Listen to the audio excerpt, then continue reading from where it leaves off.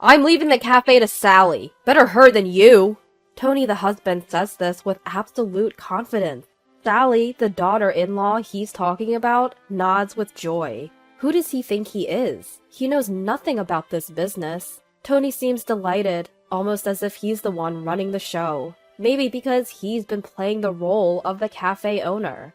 I was foolish to have trusted Tony like this. I've got to cut the dead weight. My name is Lucy, a homemaker in my 60s. I live with Tony, and we have a son named John, who married Sally a few years ago. They live close by. John and Sally are important to me, but there's something else that means even more to me. Our family cafe. We've inherited this business through generations, since the town was scarcely populated. We're the current owners of the cafe. The coffee we've been brewing for generations is loved by the locals. Some even ask me to teach them how to make it. Each time they ask, I feel thrilled, and it's almost a pity I can't share the secret. Running this cafe is like a sanctuary for my soul. It's comforting to be surrounded by just the right amount of customers, cook their orders, and serve them. This time is priceless, to say the least. But Tony and I have divergent feelings about the cafe. Tony does handle the administrative side of the cafe, but hardly ever shows up at the place. Why do I have to be at the cafe? Isn't that your job? He would say, essentially neglecting his duties. He's not the Tony I married. Back then, he was all in, saying, let's both work hard on running the cafe. I remember feeling so supported, but after a few months of marriage, Tony lost all interest in the cafe. He never showed up there and seemed to only care about the money it made. How much did we make this month? Can't be much coming from that old shop, huh? It was hard not to be angry when Tony laughed like that, but if I spoke up, I was sure we'd end up fighting, so I stayed silent. Tony was overly concerned about the cafe's earnings, and when he learned how much we made, he tried to pocket it all for himself. The earnings from the cafe are for future expenses, so keep your hands off. Even if I told Tony that, he'd say, it's my shop, so I can take the money if I want to. Stop worrying about small stuff. And he'd take all the profits when I wasn't looking. Tony knew where I kept my banking card. Even if I hid it, he'd find it quickly and take whatever money I had. Thanks to this, I had no extra money left. Tony used all the cafe's profits as his play money and lived lavishly. We'll run this business together as husband and wife, he had said, but those words quickly turned into lies. It was unbearably painful.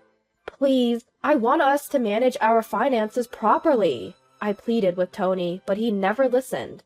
Who do you think you are, getting all uppity? He'd scoff. My opinion was never heard, and I was forced to endure. Why, despite all my efforts, was I not rewarded? Why was I only met with suffering? No matter how much I thought about it, I couldn't find the answer. The only reason I hadn't given in to despair was because of the cafe. Going to the cafe and working helped me forget all my troubles. If I looked down, customers would notice right away and say, is something wrong? Want to talk about it? Though it was a relationship between the shop owner and customer, those words felt incredibly warm, and it was all I could do to hold back tears. I was resolved to protect this shop at all costs.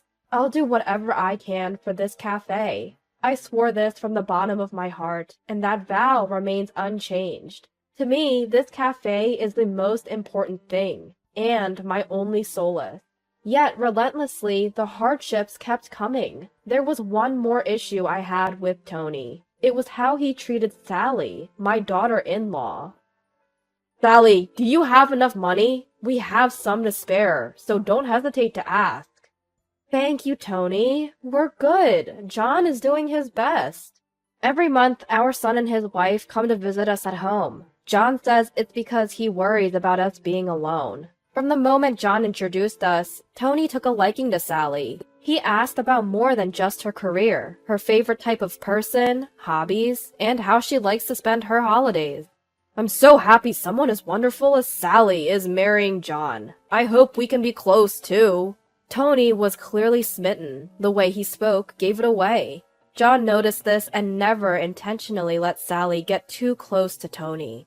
Originally, the monthly visits were supposed to be just John. However, Sally insisted.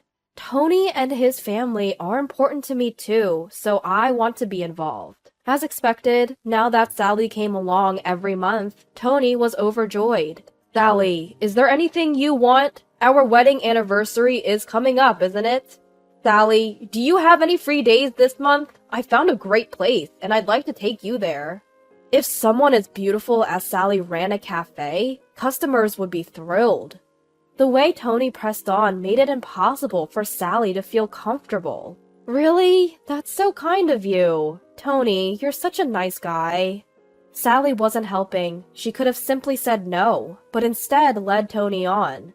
Once Sally responded positively, Tony didn't hold back. He piled on the transparent compliments and escalated his approach to her.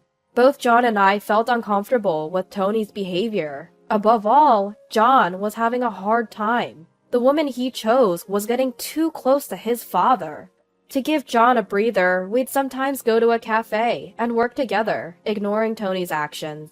But Tony would nullify all our efforts with his action. That day was also one when our son and his wife would visit. But Tony's demeanor was a bit different today. He frequently looked over at me, a serious expression on his face. Just a moment, I need to talk to everyone here, Tony announced. His voice was so somber that we all sat down to listen. I can't take it anymore. Tony began speaking as soon as he opened his mouth.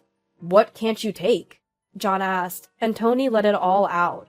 Lucy's attitude is unbearable. She acts as if she owns the cafe, not letting me manage the profits. Even though I'm the one who owns the cafe, she looks at me as if I'm useless.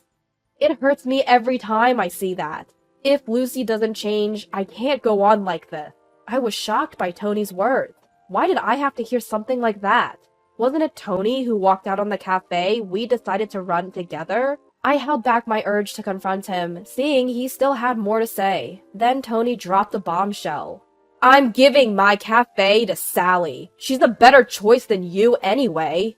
I blurted out, what? Why would he make a decision about our joint cafe all on his own? Shouldn't he be consulting me first?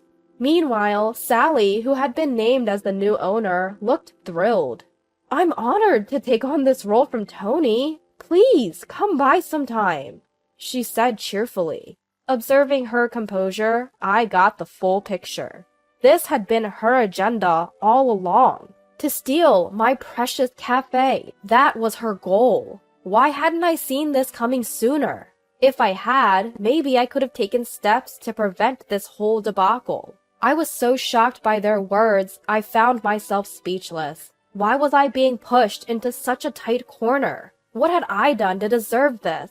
My heart was filled with a strong desire for revenge. I must make them regret this, I thought. And I didn't waste time. As I tried to speak up, saying, well, about that, Tony gave me a look as if to say, got a problem? Unfazed, I presented the facts. The legal owner of the cafe is me. My grandfather started it. How exactly were you planning on handing it over? You have no legal ties to the cafe. At my words, Sally exclaimed, what? Just as I'd suspected, she had been kept in the dark. Tony had no right to decide anything about the cafe, because I was the one who had been running it. Of course, transferring the shop to someone else is impossible without my consent. For Tony to even suggest giving it to Sally, he must be operating under some serious misconceptions. You did say we were co-managing the shop, didn't you? Doesn't that make me part owner too? I did say that, and I even tried to transfer the title to you. But when I suggested doing the paperwork, you didn't want to, remember? That's on you. When we first got married, I had intended to give Tony ownership of the shop, but the one who refused was unmistakably Tony. Seeing Tony go pale as if he'd forgotten all that, I can't help but chuckle at him. When was the last time I saw Tony this deflated? But Sally stood up as if to defend Tony. Lucy, that's too harsh. Poor Tony. Saying that, Sally stepped in front of Tony as if shielding him. Watching her, Tony said, Sally, in a voice that sounded relieved. Tony was thinking of me when he did this, so please stop blaming him. Sally defends Tony with all her might. John looks at her as if he's dumbfounded. Are we done here? I ask, and John nods. Taking that as a cue, I retrieved an envelope from the bedroom. What's that? Sally and Tony look at me suspiciously, wondering what's inside. This contains evidence that backs up your relationship. Saying that, I spread the contents all over the table.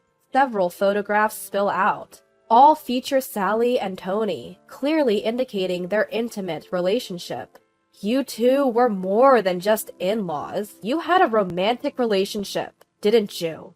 As I say that, showing the photos, Sally glares at me, her face filled with rage. How can you be so cruel? Do you enjoy hurting people? Sally vehemently accuses me, and Tony joins in.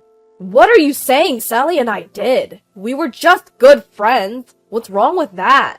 Looking at the two protest so vehemently, both John and I let out a big sigh. I started suspecting Sally and Tony's relationship 2 months ago. When I consulted John about the uncomfortably close relationship between the two, he suggested, why not hire a private investigator? So I tapped into my network of friends and hired an investigator to track their activities. It appeared that 2 months was plenty of time to gather substantial evidence. They weren't very discreet.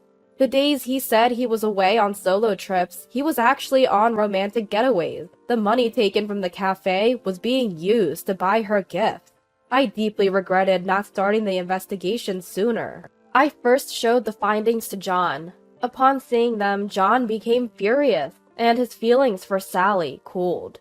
We agreed to keep these findings a secret for now, until a moment so definitive came that divorce felt absolutely necessary. Well, that moment had arrived. Sally, my feelings for you have waned. Let's get a divorce. John relayed this to Sally. Her face, once filled with anger, immediately turned pale. No way. This is a joke, right? Divorce? Over just this? Cheating is a blatant betrayal. I can't continue this marriage.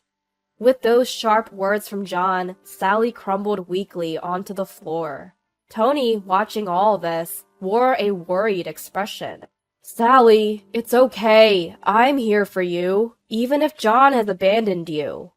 Tony desperately tried to console a devastated Sally. Ignoring Tony, Sally's face continued to pale. But the revenge wasn't over. I had no intention of letting them support each other. Just so you know, we're getting a divorce too. Upon hearing this, Tony blurted out, What? And stared at me. Tony actually depended on me. He couldn't afford to get divorced. He had already quit his job and was living on a pension. Had he saved money while he was working, things would have been different. But spendthrift Tony had no financial cushion. The only reason he'd been getting by was because of the cafe's earnings. Contrary to what he said about it being an old cafe, it's actually one of the most popular spots in town now, bringing in good money. If we divorce, he would lose that income. In short, Tony's life would plunge further into hardship. Please, don't divorce me! I won't be able to cope! You planned on supporting Sally, right? I can't keep up with a Tony who cheats. My patience isn't endless. I had no obligation to show mercy to Tony, who was getting increasingly desperate. For years, Tony had continually betrayed me. I owed him no favors. That day, I was finally able to let go of the heavy burden named Tony. Though he resisted a lot, the divorce went through. At the same time, my son and his wife were also able to finalize their divorce. Both John and I sued Tony and Sally for alimony, and rightfully so. They'd been cheating. However, both of them resisted paying, claiming they couldn't afford the alimony. Well, that resistance turned out to be futile. Apparently, Tony now lives alone in an old apartment, abandoned by Sally. Sally is young. She probably planned to leverage her beauty and move on. But John wouldn't allow that. As soon as he contacted her parents, they took her back. She's now working her tail off to repay her parents. who covered the alimony. As for Tony, he didn't have the means to pay and ended up in debt. On my end, the reduction in stress significantly elevated my focus on running my cafe. With my newfound financial stability, I renovated the cafe and the atmosphere got rave reviews from customers. Sometimes John comes by and helps out with the business. Despite everything that's happened, John has always stood by me. I want to live the rest of my life with such a kind person as John.